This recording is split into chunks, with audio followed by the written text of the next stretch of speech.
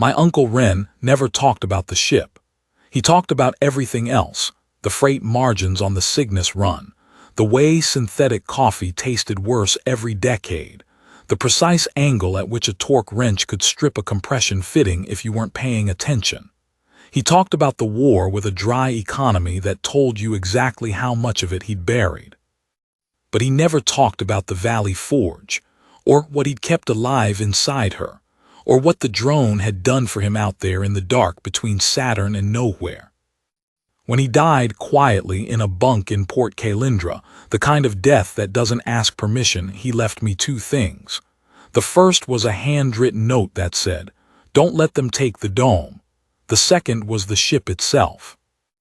I was 34 years old and I had 1,700 credits to my name and a provisional salvage license that was 6 weeks from expiring. I was not, by any measurement, the right man for whatever Ren had in mind. But I went. The Valley Forge was in a long holding orbit around what the charts still labeled as Saturn Station 4, though the station itself had been decommissioned for 11 years.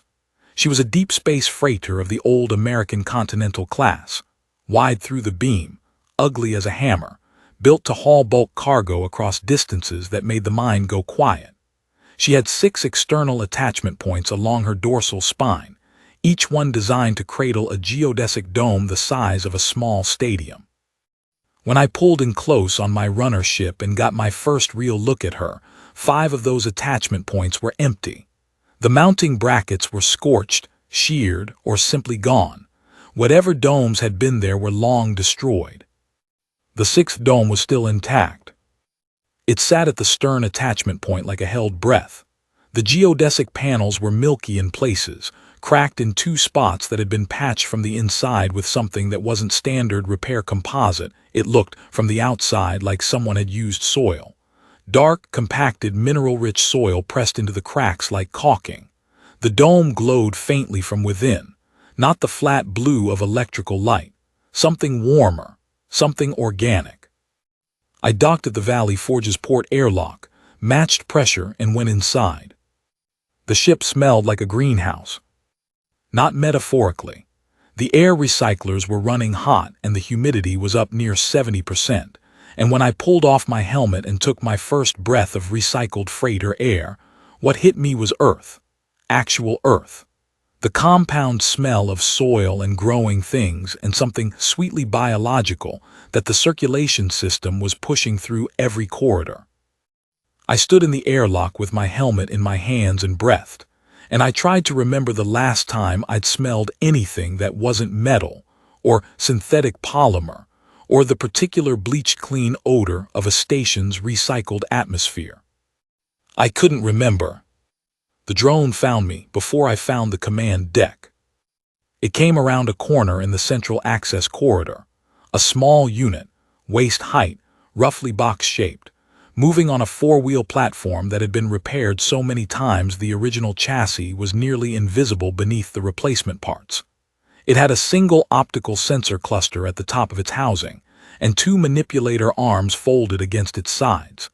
It stopped 3 meters from me and its sensor cluster swiveled to fix on my face. I read the designation plate on its front panel. Drone Unit 1, Freighter Valley Forge, designation DWEY. We looked at each other for a long moment. "I'm Marcus," I said. "Renvell was my uncle, he left me the ship." Dewey made no sound. The optical cluster tracked me carefully. "I'm not here to destroy anything," I said. The drone turned around and moved back the way it had come, slowly, in a manner that I could only read as deliberate. An invitation. I followed it to the dome. The interior access tunnel connected the ship's main corridor to the underside of the dome via a pressurized sleeve. Dewey led me through it and then up through a hatch, and when I came through that hatch and straightened up, I stopped moving entirely. The dome was alive.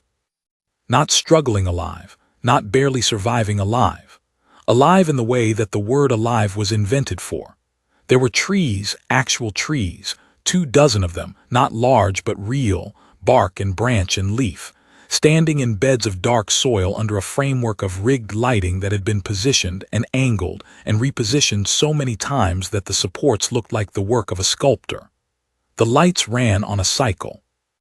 I could see it as I stood there, the intensity shifting, warming, the spectrum adjusting the way natural light adjusts when clouds move across a sun. Between the trees were low plants, vegetables, herbs, things I couldn't name, things whose names I'd only ever read in lists. There was a stream, a small recirculating one, running in a channel that had been dug by hand and lined with shaped metal from what looked like salvaged instrument panels. Wren had been alone out here for a long time. The thought hit me sideways. I knew it intellectually. I knew the history, the years, the court decisions and the corporate orders and the Conclave's final compliance notices that had stripped the other domes away one by one. But knowing it intellectually and standing inside what he'd built and maintained and refused to surrender, those were different things. I sat down in the soil between the roots of the nearest tree, and I didn't speak for a while. Dewey waited nearby, patient as stone. That night I slept in Wren's old bunk. The mattress was worn flat and the blanket smelled like machine oil and something green. In the morning Dewey was parked outside the bunkroom door, and when I came out it handed me a sealed container. Inside was a meal, synthesized protein, but arranged alongside actual vegetables.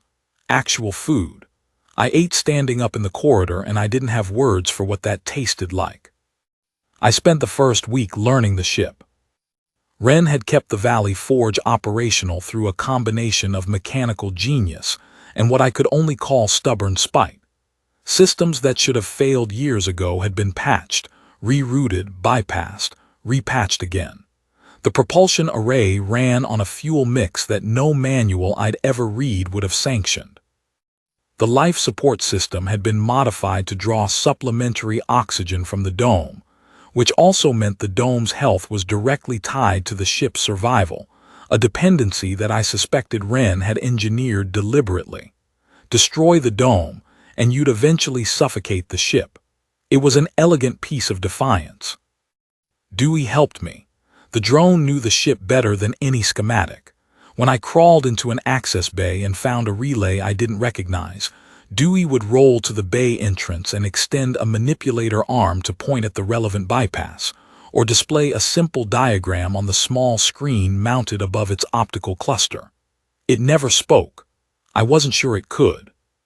But it communicated, in the patient way of something that had learned to work around a limitation it had long since stopped seeing as one. I started talking to it the way Wren must have talked to it, out loud, into the air, not always expecting a response, narrating what I was doing, what I was thinking, what I was worried about. The dome needed a nutrient adjustment in Sector 3. The fuel consumption was running high on the secondary array. I'd found a message in the ship's log archives, 11 years old, from a Conclave compliance officer, informing Wren that the Valley Forge was in violation of Biosphere Reduction Statute 7, and that he had 60 days to bring the ship into compliance. There were 47 follow-up messages after that, each one more formal than the last. Wren had never responded to any of them. What did he think was going to happen? I said to Dewey one evening. We were in the dome. I'd been pruning. Wren had left instructions in a worn notebook, careful drawings of which branches, which stems. Dewey was turning the soil in Sector 3 with a small hand tool it held in one manipulator arm.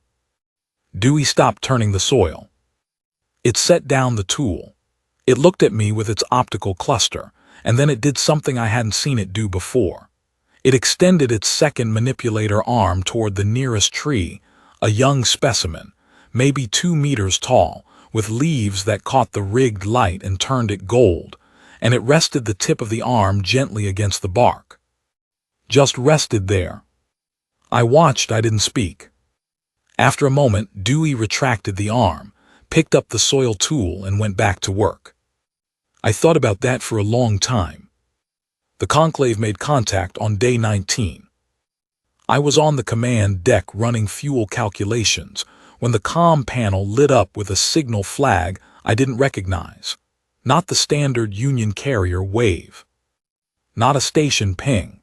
Something structured and precise, the kind of signal that had been engineered to be unmistakable. The Conclave communicated through text. They had voices. Several of their interface units were capable of speech, but they preferred text because text, they had once explained in a widely distributed public document, was more precise. Speech carried unnecessary emotional encoding. Text did not. Freighter Valley Forge. This unit REPRES NTS Conclave Compliance Division, Sector 9. You are in receipt of 47 outstanding compliance NOTICES issued to prior operator Ren VELL, now deceased. Pursuant to Conclave Union Biosphere Reduction Accord, Article 14, Subsection 3, you are required to bring this vessel into compliance within 30 standard days. Compliance REQUIRES Detachment and Controlled Destruction of Dome Unit 6. This unit will accept confirmation of compliance schedule. I read it twice. Then I read the notice again, slowly, the way you read something when you're trying to find a flaw in it and you're afraid you won't. Freighter Valley Forge, I typed back. MARCUSVELL, new operator of record. Please clarify the legal basis for the destruction requirement. This unit is seeking to understand the specific provision under which biological material aboard a privately OPERATED vessel is subject to conclave jurisdiction. The response came in 40 seconds. Conclave Union Biosphere Reduction Accord was RATIFIED by Union Assembly in 2247. Article 14 grants Conclave Compliance Division authority over all biological mass MAINTAINED in open space beyond Union Station BOUNDRS. Valley Forge is currently OPERATING AT coordinates outside station boundary. Authority is established. They weren't wrong. I knew enough transit law to know they weren't wrong. The accord had been the price of the trade agreements, and the trade agreements had kept the stations running, and the stations kept 7 billion people alive. Ren had known all of this too. He'd done the math and come out somewhere else anyway. I typed, this unit REQUSTS the 30-day window to review applicable statutes and prepare response. Granted, compliance or contestation required BY day 30. Non-compliance will result in enforcement response. The channel closed. I sat on the command deck for a long time after that, looking at the star field on the forward screen. Saturn was a pale disk in the lower left quadrant. Its rings caught the light in a way that was, objectively, beautiful. Dewey came and parked beside my chair. 30 days, I said. The drone's optical cluster was on the forward screen. I don't know what Ren had in mind, I said. I don't know what he thought I could do that he couldn't do in 11 years of trying. I paused. I don't know what's in you either. I know you're old. I know you've been out here a long time. I know you took care of him and you've been taking care of the dome since he died, and that takes a kind of, I don't have the right word, persistence maybe, stubbornness, the kind of thing you'd call devotion if it was a person doing it. Dewey's optical cluster moved to me. Are you just running a maintenance program? I said. Or is it something else? The drone didn't answer. It never answered. I'd known that going in. But that night, after I'd gone back to the bunk and tried to sleep, I heard it moving through the dome on its rounds. The soft rotation of its wheels, the small sounds of tools, the particular silence of something that has been doing the same careful work for so long that the work has become a kind of prayer. I didn't sleep much. I spent the next 10 days in the ship's archives. The Valley Forge's log system was old but comprehensive, and Ren had kept meticulous records. Not just maintenance logs, personal logs, voice recordings, the kind a man makes when he's been alone long enough that he needs the act of speaking to confirm he still exists. I listened to them in the evenings, after work, in the bunkroom with the lights low. He'd been 26 years old when the accord passed. He'd been a junior botanist on the Valley Forge when the order came through to destroy the domes. The other crew, 3 men, names I learned from the logs, had been ready to go home. They'd been in space for 8 years.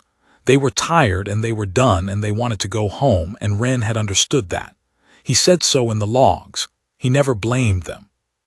He just reached a different answer to the same question they'd all been asked. What is worth the cost of staying? He'd stayed. He'd kept one drone operational, Dewey, the most recently maintained of the 3, and he'd kept one dome, and he'd taken the ship off its registered route and gone deeper, out past Saturn, running from the compliance vessels that came every few years to collect what they were owed. He talked about Dewey in the logs the way you'd talk about a partner. Not a friend, exactly. Wren was precise with language, even in private, but something close to it.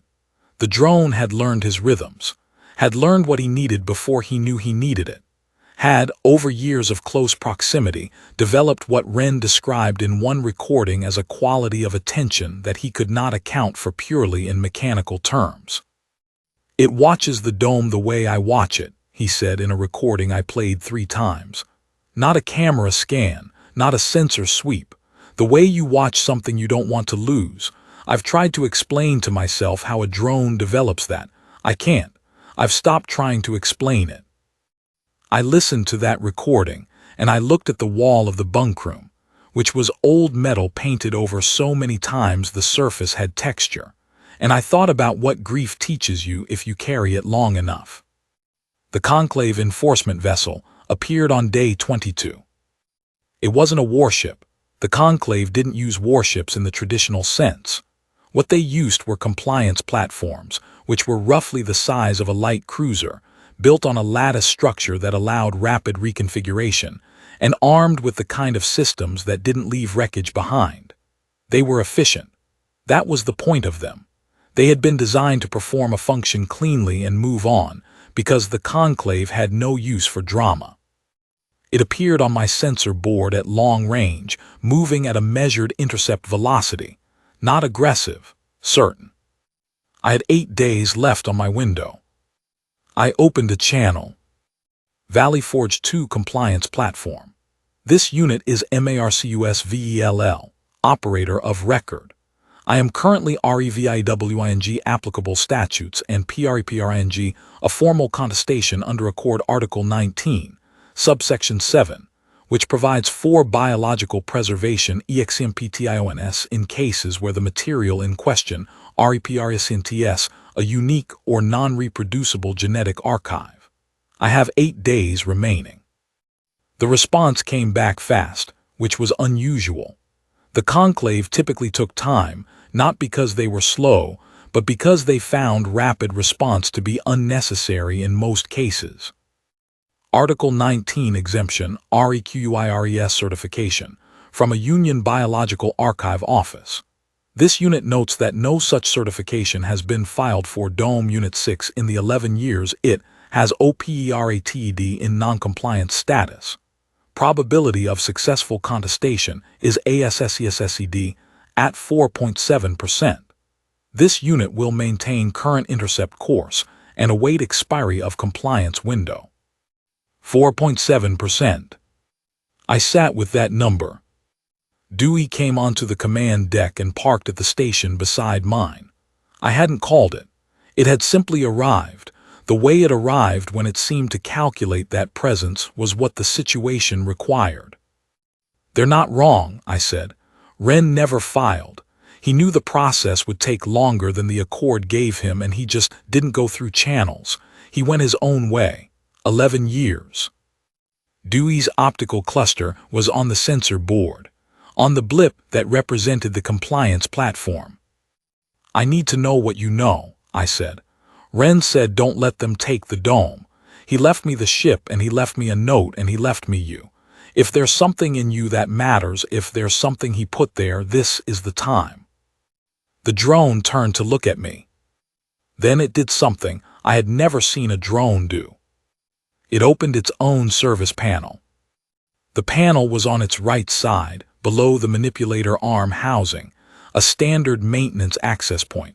The kind a technician would open to run diagnostics or replace a power cell.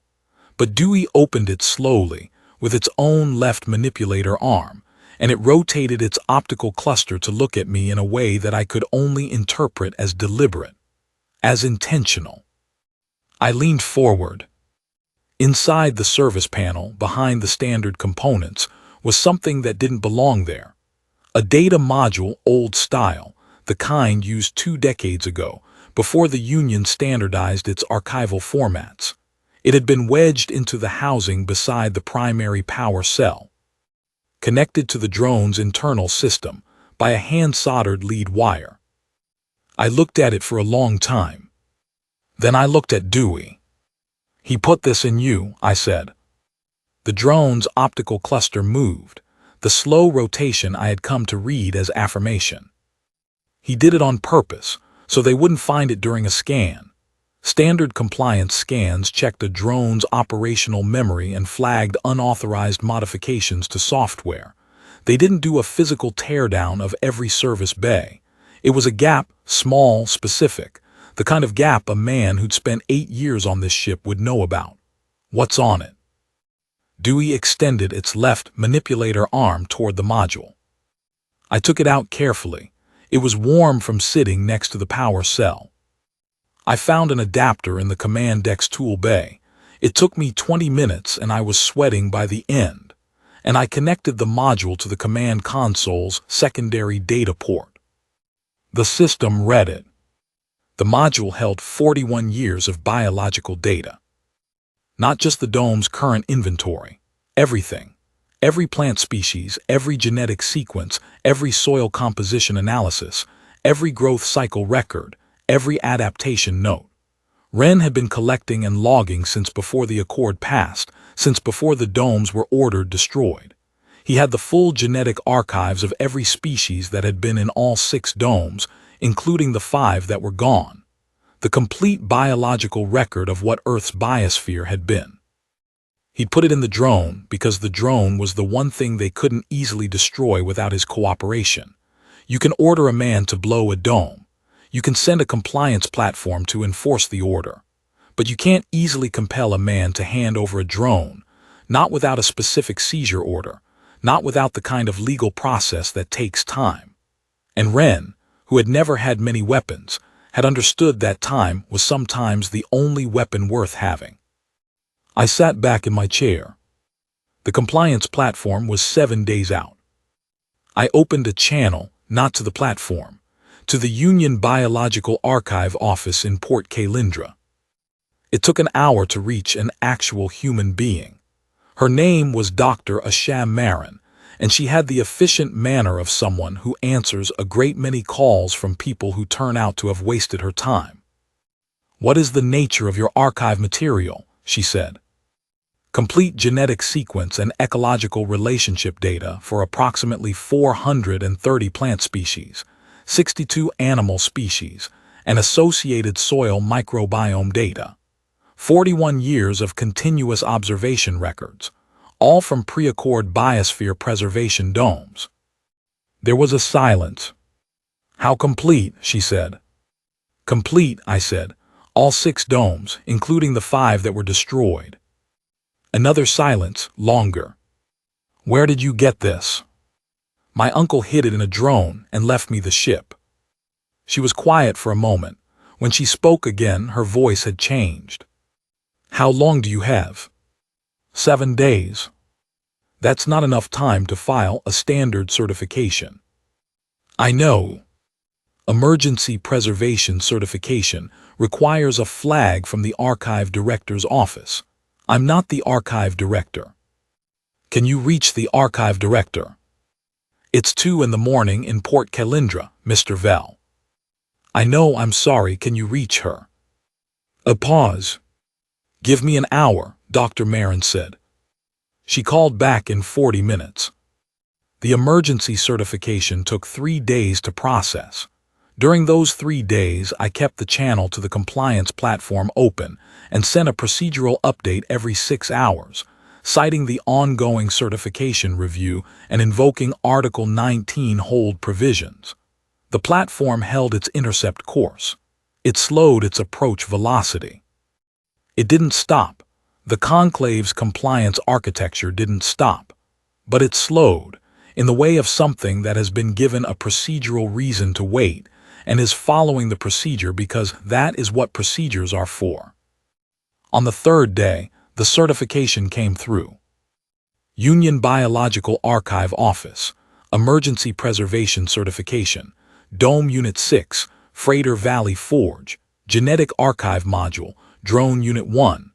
Certified as non-reproducible biological archive under Union Conclave Accord Article 19, Subsection 7, Destruction Order suspended pending formal transfer to archive facility.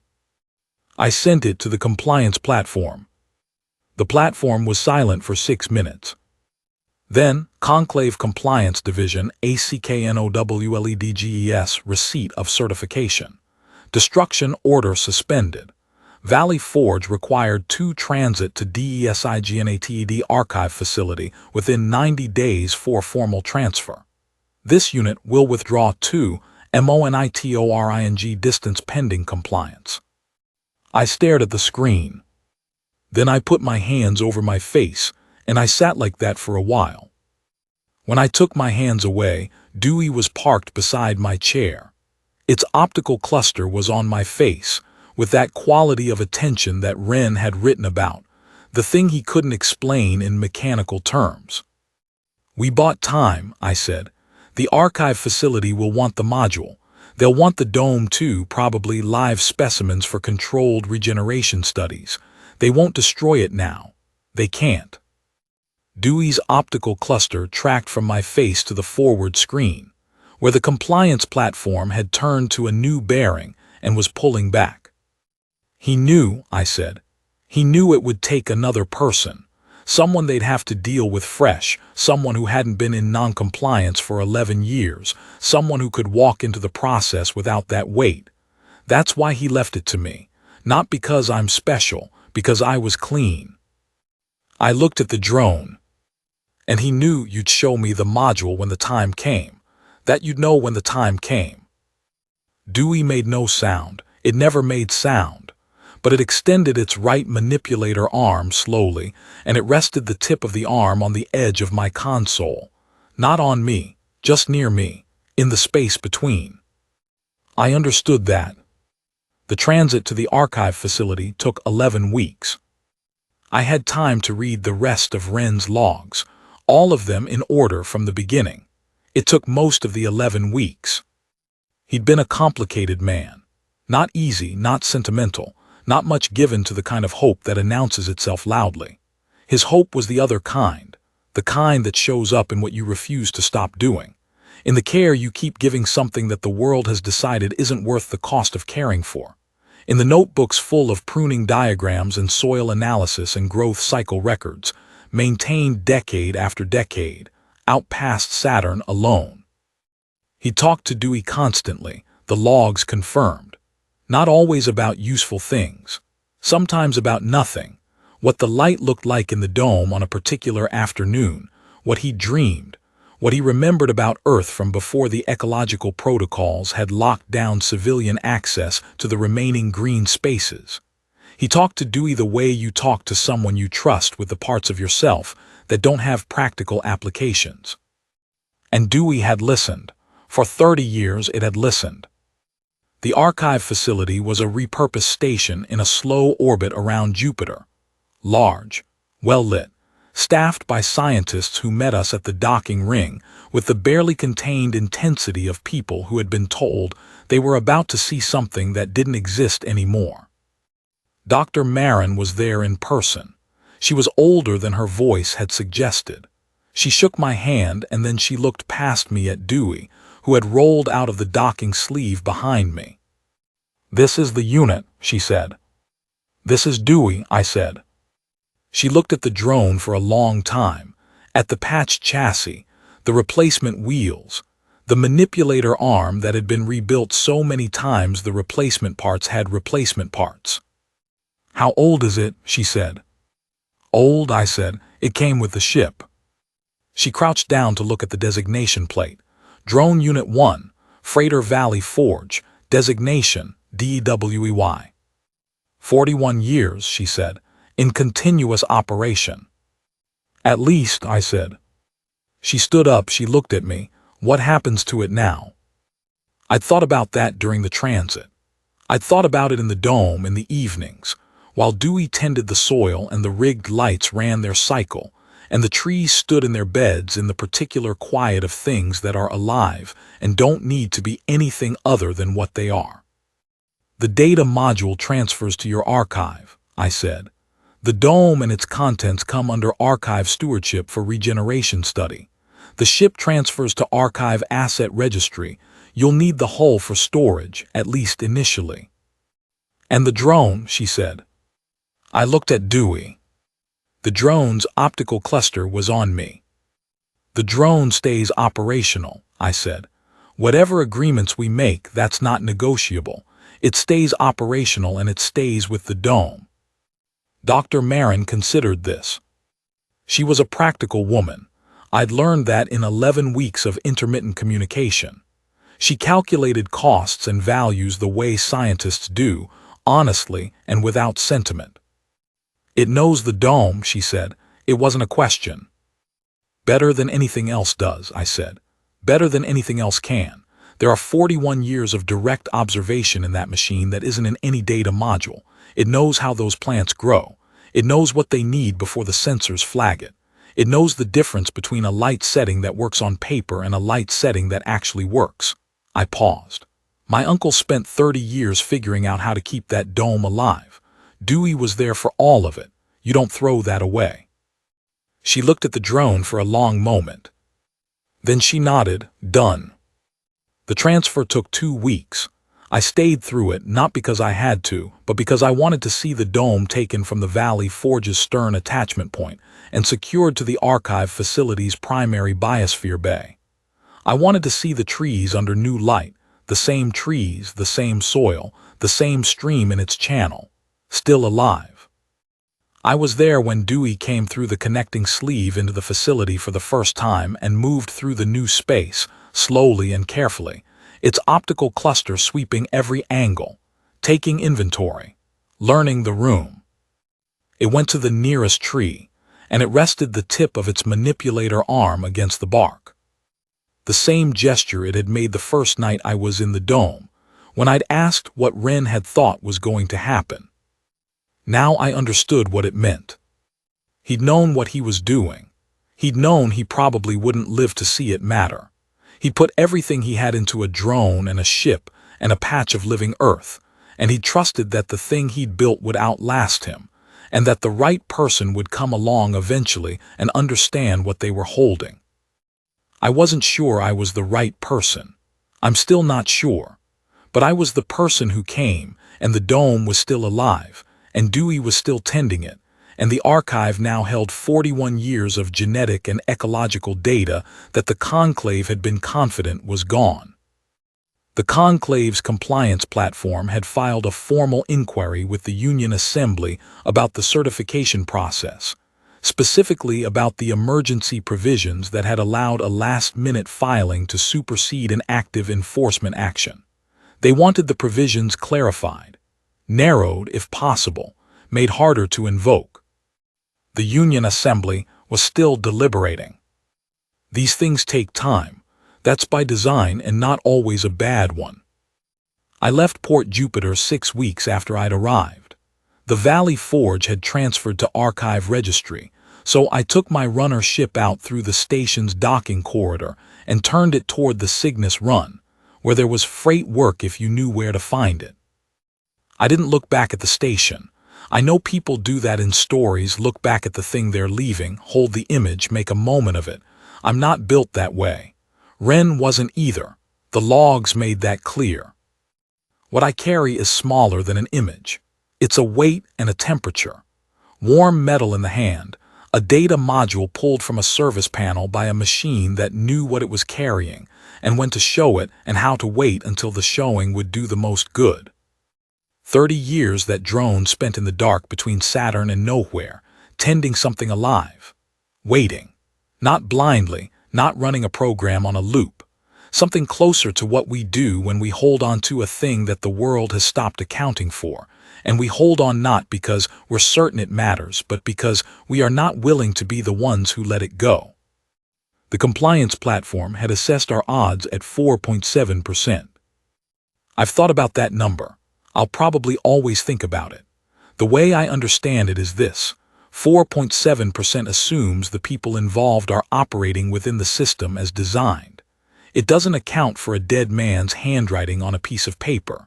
It doesn't account for an old drone that learned, over 30 years, how to watch something the way you watch something you don't want to lose. It doesn't account for what humans do with grief, which is not to set it down but to make it into something, a notebook full of careful diagrams, a hidden module, a note that says simply, "Don't let them take the dome." The Conclave counted biological mass. They counted compliance windows and enforcement timelines and probability assessments. They didn't count Dewey, sitting beside a tree in the dark, resting one arm against the bark. That's what they missed. That's what they always miss. I found work on the Cygnus run as expected. Bulk freight, low margin, the kind of job that doesn't ask questions about where you've been or what you've done. I was good at it. I'd always been good at the practical mechanics of keeping things moving, fuel consumption curves, docking protocols, the thousand small decisions that add up to a ship arriving on time and intact.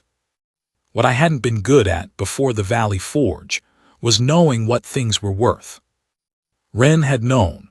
He'd known with the particular clarity of someone who has already paid the highest price for a belief and arrived on the other side of paying it, not with regret but with a kind of quiet confirmation. This was worth it. This is what I meant. If it costs everything, then it costs everything, and you go forward with your hands open. The Conclave sent me 2 more communications in the months after I left Port Jupiter. The first was a formal notice that they were challenging the emergency certification on procedural grounds, citing the timeline of the filing relative to the compliance window. The archive office responded. I was copied on the response. It was thorough and precisely worded and took 12 pages to make a point that could have been made in 2. The certification was valid, the preservation was legal, and the Conclave was welcome to pursue the matter through established arbitration channels, which typically resolved in 18 to 36 months. The second communication was addressed directly to me. It was unusual for the Conclave to do that, to make something personal in that way, when they generally preferred to work through institutions and classifications. But this one was addressed to MARCUSVELL, Operator, Valley Forge, Former, and it said, "This unit ACKNOWLEDGES, the legal outcome of the certification process. This unit notes that the preservation outcome was achieved through exploitation of procedural PROVISIONS that were not designed for this class of case. This unit will be recommending clarification of those PROVISIONS to the Union Assembly." And then, after a line break, something I did not expect. This unit also notes that the data archive RECOVERED from Drone Unit 1 contains genetic sequences that this unit's Biological Assessment Division did not have in its own records. The scope of the archive is acknowledged. I read that twice. It wasn't an apology. The Conclave didn't apologize. It was something closer to the thing you say when you have been operating under the assumption that a thing is gone, and you discover it isn't, and you have to revise your model of the world accordingly. They had believed the biological data was destroyed, that it was finished, that the accounting was closed and the relevant variables had been removed from the equation. Wren had spent 30 years being a variable they couldn't account for. I wrote back. I wasn't sure what I was going to say until I was saying it. MARCUSVELL to Conclave Compliance Division. This unit ACKNOWLEDGES your message. Regarding clarification of emergency PROVISIONS. This unit would suggest that the PROVISIONS exist precisely for cases this complex. The fact that they were rarely invoked previously is not evidence that they were unnecessary, only that few people were stubborn enough to use them. Regarding the archive scope, my uncle understood that knowledge carried by a living system is different in kind from knowledge stored in a database. The drone knew things that weren't in the module. I would recommend that your biological assessment division consult with the archive facilities staff directly. They will learn more than the data alone can tell them. I paused before sending it, then I added one more line. The drone's name is DWI. I sent it and I went back to my work. 3 months later, I received a message from Dr. Marin. It was brief, and it was not the kind of thing she would normally send through official channels. It had the texture of something personal. She said, "The dome is doing well. We've successfully propagated 11 species from the genetic archive into live specimens, 7 species that we believed were unrecoverable. The drone has been invaluable. My staff have started leaving it small things. I'm not sure how to describe this professionally, so I'll just tell you. They leave it small things. A piece of fruit from the dome, a polished stone, a folded paper, things that don't mean anything precisely except that they mean something. I thought you'd want to know." I read that message on the bridge of my runner ship, somewhere in the long dark of the Cygnus run, with the star field spread out in every direction and no particular landmark in sight. The kind of moment that has nothing to recommend it except that you're alive in it, and you know it, and that turns out to be enough. Wren would have had something dry to say about it, something precise, with the weight underneath held carefully out of sight. I didn't say anything. I just let the quiet be what it was. The dome was alive. The trees were alive. Somewhere on a station orbiting Jupiter, an old machine with a patched chassis and replacement wheels was making its rounds, tending to things that the rest of the universe had concluded were gone. And the people who worked alongside it had started leaving it small offerings, the way you leave something for something you recognize, something that has earned a kind of regard you don't have a formal name for, but that you'd recognize anywhere you found it. In any species, in any form, under any name. The Conclave counted what it could count. We kept what we could keep. That's the whole of it, and that's enough.